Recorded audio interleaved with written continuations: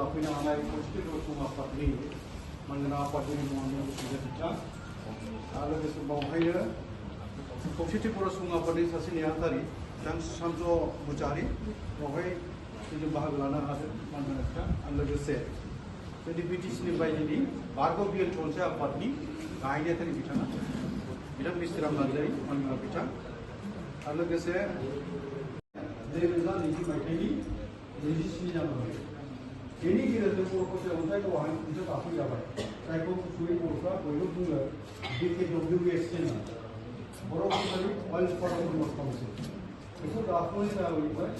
आरो बेनि गेजेरजों दा बर'फोरनि गेजेराव एसे रां बर' सरकारा इन्ट्रि काउन्सिलसो लाबाय बर'फ्रा थानाय गामियाव बेखौ आयेन बायदियै फोसावनानै सरकारा फोसावखांनायनि उनावसो बियाबखौ दानाय जायो माने समाजखौ दानाय जायो बेनि उनावसो बिसायख'थि गेलेनाय जायो बिसिम सहैनो जोङो आरोबाव जयैनो खामानि मावनांगोन खौसेयै बेनि उनावहायसो बिसायख'थि गेलेयो बे उननि बाथ्रा दा बेखौ जाफुंहोनायनि थाखाय दा जोंहा खामानि मावो बर' सुबुं आफादा भारत सरकारजों भिडिअ कन्फारेन्स जुगे जा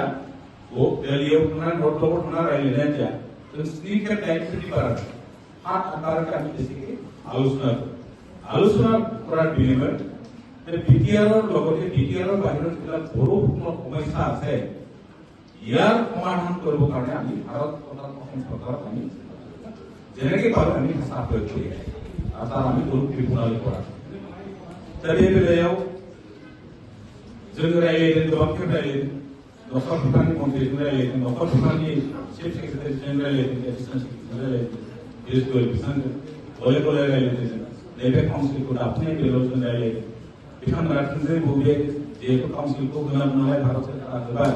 खिन्थु बिनि जिल्ला मावफुंजोबनो खामानि बे मावफुंजोबनाय खामानिया स्टेट गभर्नमेन्टनि सायाव बे स्टेट गभर्नमेन्ट नोंथांमोना लाफानानै बेखौ सावरायलायनानै मावना लाबानो जाफुंजोबगोन जों दिनैसिम गोबां